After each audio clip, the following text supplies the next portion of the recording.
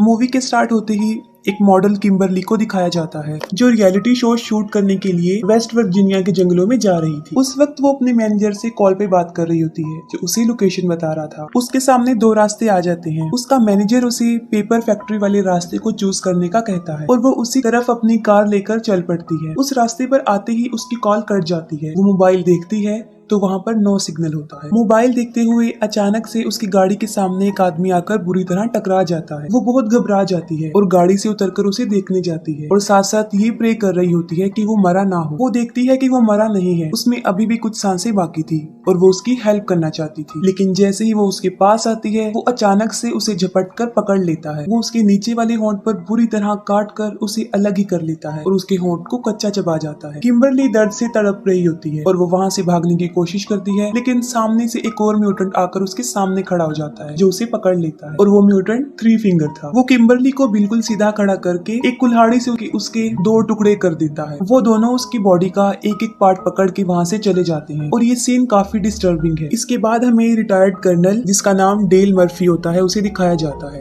और वो ही West Virginia के जंगलों में रियलिटी शो का होस्ट कर रहा है। उनके शो का नाम अपोकलिप्स होता है। इस शो में टोटल 6 पार्टिसिपेंट जिनमें किम्बरली जो वहाँ पर पहुँच नहीं सकी क्योंकि वो रास्ते में ही म्यूटेंट्स का शिकार बन चुकी थी। शो को माइकल नाम का एक लड़का डील कर रहा था और वही शो का डायरेक्टर था। वो सब शूटिंग के लिए रेडी हो जाते हैं लेकिन किम्बरली वहाँ पर मौजूद नहीं थी, जिस पर माइकल डिसाइड करता है कि वो उसके बगैर ही अपने शूट को स्टार्ट करेंगे और वो शो की सेकंड प्रोड्यूसर मारा को कहता है कि 6 कंटेस्टेंट बन जाए और वो इस बात के लिए एग्री हो जाती है। वो पूरे जंगल में कैमरास फिट कर देते हैं ताकि सारे पार्टिसिपेंट्स पर नजर रख सके और साथ साथ वो पार्टिसिपेंट के ऊपर भी एक कैमरा लगा देते हैं। फिर वो शूटिंग स्टार्ट कर देते हैं। डेल उन लोगों को एक अजीबोगरीब टास्क दे देता है कि उन्हें जाकर जंगल में खाना ढूंढना है। उन 6 के 6 पार्टिसिपेंट्स को वो एक एक टीम में डिवाइड करते हैं। उन्हें सारे रूल्स बता दिए जाते हैं और इसके बाद उनका शो स्टार्ट हो जाता है। आरवी में उन लोगों ने जो कैमरा लगाया था उसके फुटेज में हम नील को देखते हैं जो उस वक्त टॉयलेट कर रहा होता है। तभी थ्री फिंगर पीछे से आकर उसे पकड़ लेता है और उसका गला काट के उसे मार देता है। इसके बाद हम देखते हैं डेल को जो जंगल में खड़ा उस गेम को सेटअप कर रहा होता है और जब वो वापस आता है कि किसी ने उसके एटीवी को तीर मारकर उसके टायर को पंचर कर दिया है। इसके बाद उस पर भी कोई तीरों से वार करना शुरू कर देता है लेकिन वो खुद को बचाकर दरख्त के पीछे छुप जाता है। लेकिन सामने से थ्री फिंगर उस पे कुल्हाड़ी फेंकता है। वो कुल्हाड़ी से बच जाता है और अपना चाकू निकालता है और थ्री फिंगर की तरफ फेंकता है जो सीधा जाकर उसके सीने में लगता है। लेकिन थ्री फिंगर को उसका जरा भी असर नहीं होता और वो चाकू पर लगे अपने ही खून को लीक करता है और अचानक से वहाँ पर एक और म्यूटेंट आता है जो डेल को पीछे से मारकर बेहोश कर देता है। दूसरी तरफ माइकल जो टीम ए को शूट कर रहा होता है जो अपने चैनल को फेमस करने के लिए दुनिया को सर्वाइवल के अलावा और भी बहुत कुछ दिखाना चाहता था, लेकिन जेक इस बात से इनकार कर देता है। वो कहता है कि मैं ऐसा कुछ नहीं करूंगा क्योंकि मेरी फैमिली ने भी ये शो देखना है और ये कहकर वो वहाँ से चला जाता। लेकिन इलीना ये मौका गंवाना नहीं चाहती थी और वो चाहती थी कि वो शो में सबसे ज्यादा नजर आए और इसीलिए वो माइकल को लालच देती है। नीना और मारा को एक टास्क मिलता है और वो टास्क ये था कि उन्हें रिवर के पास जाकर अपना वो टास्क कंप्लीट करना था। वो तेजी से भागकर रिवर के पास आ जाती है और मारा उस टास्क को पूरा करने के लिए आगे बढ़ती है और देखते ही देखते वो टास्क को कंप्लीट कर लेती है। लेकिन साथ में वो माइकल और इलीना को भी देख लेती है जिससे वो काफी डिसहार्ट होती है क्योंकि ये सब कुछ वो माइकल के लिए ही कर रही होती है। वो काफी दुखी हो जाती है जिस पर नीना उसे बहुत समझाती है। एम्बर और जॉन्सी को जंगल में एक बारबेक्यू नजर आता है और वो समझते हैं कि शायद यही उनका टास्क है और वो कपड़े की मदद से उसे वहाँ से उठाकर ले जाते हैं। मारा उस जगह को छोड़ना चाहती थी और वो चलते चलते एक घर के सामने आ जाती है। वो घर के अंदर घुस जाती है ताकि वहाँ से वो फोन ढूंढ सके। उस घर में उन्हें डी फार्म लोगों की पिक्चर भी नजर आती है जिसमें टोटल 4 लोग होते हैं। 4 लोग पा, माँ, ब्रदर और सिस्टर जो कि बहुत खतरनाक म्यूटेंट्स थे। अभी वो पिक्चर्स देख ही रही होती है कि वहाँ पर कोई चिल्लाते हुए अंदर आ जाता है और वो दोनों छुपकर देखने लगती है और वहाँ पर माँ और सिस्टर होते हैं। माँ को डिलीवरी पेन हो रहा था। सिस्टर उसे टेबल पर लिटा देती है और वहीं पर वो एक बच्चे को पैदा कर। वो बच्चा बहुत ही ज्यादा खौफनाक था। नीना और मारा उस बच्चे को देख रही होती हैं, तभी सिस्टर की नजर उन पर पड़ जाती है। वो उन पर झपटने लगती है, तभी वो दोनों दरवाजा बंद कर देती है और एक बेड के सहारे से उस दरवाजे को मजबूती से बंद कर देती है। लेकिन बाहर से सिस्टर उस दरवाजे को तोड़ रही होती है और सारी विंडोज भी मजबूती से बंद होती है। वो काफी घबरा जाती है क्योंकि बचने का उनके पास कोई रास्ता नहीं होता। उन्हें कुछ समझ नहीं आ रहा होता कि अब क्या करें। तब मजबूरन उन्हें उनके टॉयलेट पिट से बाहर आना पड़ता है। वो दोनों अपनी जान बचाकर तेजी से वहाँ से भाग रही होती है, लेकिन पा उन्हें देख लेता है। वो एक कुल्हाड़ी उनकी तरफ फेंकता है जो सीधा आकर मारा के सर पर लग जाती है। नीना उसे बचाने के लिए वहाँ पर नहीं रुकती और भाग जाती है। पा वहाँ पर आकर मारा के सर से वो कुल्हाड़ी निकालता है और नीना के पीछे चला जाता है। नीना वहाँ पर छुपी होती है और वो अपनी जान बचाने की बहुत कोशिश करती है। दूसरी तरफ माँ ट्रक लेकर पा को वहाँ से लेने आती है और ट्रक के ऊपर उसने मारा को भी बांधा होता है। वो उसकी उंगली को चबाकर दूर फेंक देती है और वो उंगली सीधा जाकर नीना के पास गिर जाती है। नीना बड़ी मुश्किल से अपने मुंह पर हाथ रख के अपना मुंह बंद करने की कोशिश करती है और जब वो लोग वहाँ से चले जाते हैं तब नीना भी वहाँ से भाग जाती है। माइकल वहाँ से निकलकर हार्वी की तरफ चला जाता है और पीछे से एलिना अकेली रह जाती है। ब्रदर छुपकर काफी देर से एलिना को देखता होता है। इतनी देर में सिस्टर भी वहाँ पर पहुँच जाती है और वो उसे देखकर जेलस होती है और ब्रदर को पीटना शुरू कर देती है। एलिना वहाँ से भाग रही होती है कि सिस्टर एक चाकू लेकर उसके पीछे पड़ जाती है। वो उसकी कमर में बहुत ज्यादा चाकू मारती है और उसे इतना जख्मी कर देती है कि उसकी स्पाइन तक नजर आने लगती है और वो मौके पर ही मर जाती है। डेल को जब होश आता है तो वो देखता है किसी ने उसे उल्टा लटकाया हुआ। थ्री फिंगर उसके सामने खड़ा होता है जो नील को काटकर डिनर की तैयारी कर रहा होता है। तभी पा और माँ वहाँ पर ट्रक लेकर पहुँच जाती है और वो मारा की डेड बॉडी को वहाँ पर रखकर चले जाते। थ्री फिंगर डेल को मारने ही वाला होता है, जिस पर डेल उसे जख्मी करके खुद को आजाद कर लेता है। डेल एक बहादुर सोल्जर होता है और वो बड़ी हिम्मत से थ्री फिंगर का मुकाबला करता है और लास्ट में वो थ्री फिंगर से गन छीन कर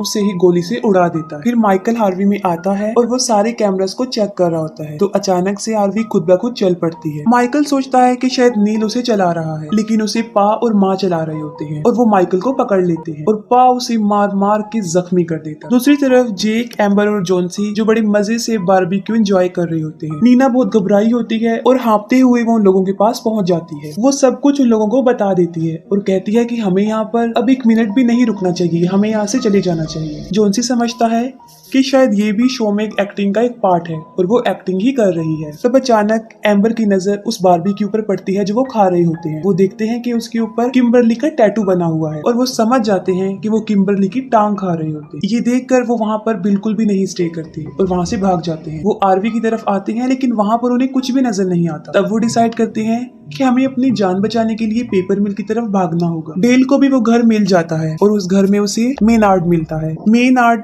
मूवी के फर्स्ट पार्ट में गैस स्टेशन का मालिक होता है। डेल वहाँ अपने जख्मों पर टांके लगा रहा होता है और मेनार्ड उन्हें इन म्यूटेंट्स के बारे में बताता है। वो उसे बताता है कि ये म्यूटेंट्स इन ब्रीडिंग और पेपर मिल से निकलने वाले केमिकल वेस्ट की पैदावार है। और जैसे ही उसे पता चलता है कि डेल ने थ्री फिंगर को मार दिया है, वो उस पर अटैक कर देता है और साथ में वो कहता है कि थ्री फिंगर मेरा बेटा था। डेल वहाँ पे एक पड़ा हुआ एक डायनामिट उठाता है और उसे मेनार्ड के पीछे लगा देता है, जिससे एक बहुत बड़ा ब्लास्ट होता है और मेनार्ड के टुकड़े टुकड़े हो जाते। इसके बाद डेल उन म्यूटेंट से लड़ने की तैयारी करता है और सारे इंस्ट्रूमेंट इकट्ठे कर लेता है। वो चारों उस मिल को ढूंढ रहे होते हैं। तब जंगल से उन्हें किसी के चिल्लाने की आवाज आती है और वो ब्रदर और सिस्टर होते हैं और जब वो दोनों उन्हें देखते हैं तो वो उनके पीछे पड़ जाते हैं। नीना यहाँ पर भी खुदगर्जी का मुजाहिरा करती है और वो वहाँ से तीनों को छोड़कर भाग जाती है। वो तीनों उनका मुकाबला करते हैं, उनसे लड़कर उन्हें मारते भी हैं और वहाँ से भाग जाते। नीना भागते भागते एक गड्ढे में गिर जाती है और वो बाहर आने की बहुत कोशिश करती है लेकिन अंदर ही फंस जाती है। नीना एक सेल्फिश लड़की होती है, वो सबको मुसीबत में छोड़कर भाग ही चुकी थी, लेकिन फिर भी जैक उसे ढूंढने का फैसला करता है। वो एम्बर और जोन्सी को कहता है कि तुम दोनों मिल की तरफ चले जाओ, हम वहीं पर मिलेंगे, और खुद वो नीना को ढूंढने चला जाता है। नीना की चीख सुनते हुए वो उसकी हेल्प के लिए भागता है। वो उसे ढूंढकर उसे बाहर निकालने में कामयाब हो जाता है, लेकिन उसे बचाते हुए उसका शोल्डर डिसलोकेट हो जाता है। वहाँ पर उन्हें ट्रक की आवाज सुनाई देती है और वो वहाँ से भाग जाते हैं। भागते भागते वो ऐसी जगह पर पहुंच जाते हैं जो आखिरी किनारा होता है और उसके नीचे रिवर होता है। इतनी देर में सिस्टर भी वहाँ पर पहुंच जाती है और उन पर गोलियां चलाना शुरू कर देती है। उन लोगों के पास बचने का और कोई रास्ता नहीं होता और वो रिवर में ही कूद जाते हैं। एम्बर और जोन्सी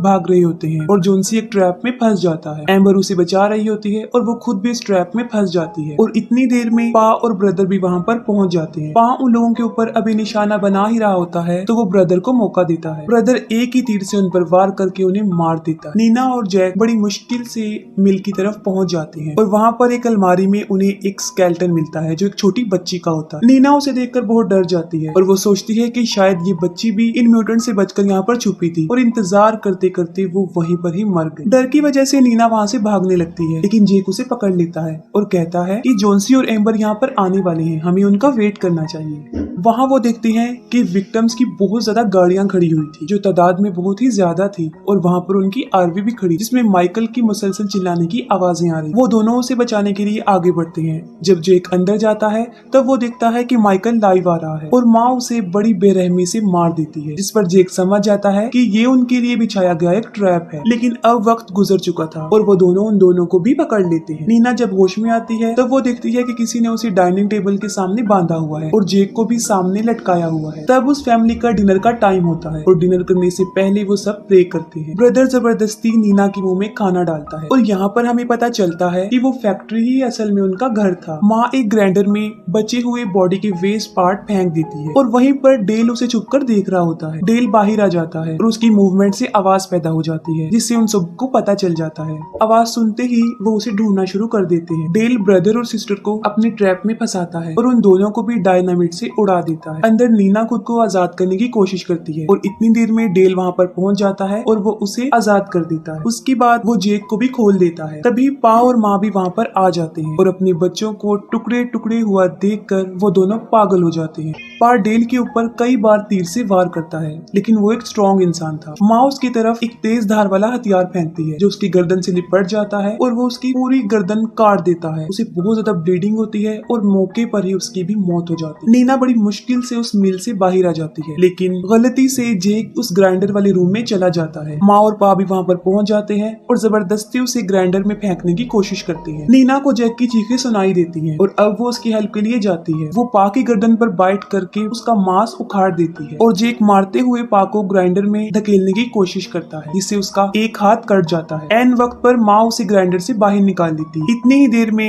नीना एक लीवर खींच देती है जिससे लकड़ी का लोग वहाँ से मूव करता हुआ उन लोगों से टकरा जाता है और सीधा उन्हें ग्राइंडर में फेंक देता है जिससे उनका कीमा कीमा बन जाता है। नीना और जेक एक कार में बैठकर वहाँ से चले जाते हैं। फिर लास्ट सीन में हमें दिखाया जाता है कि थ्री फिंगर अभी मरा नहीं होता, वो भी जिंदा होता है जो कि डी फार्म बच्चे को फीड कर रहा होता है और वो भी मारा की फिंगर से। और इसके साथ ही मूवी एंड हो जाती है।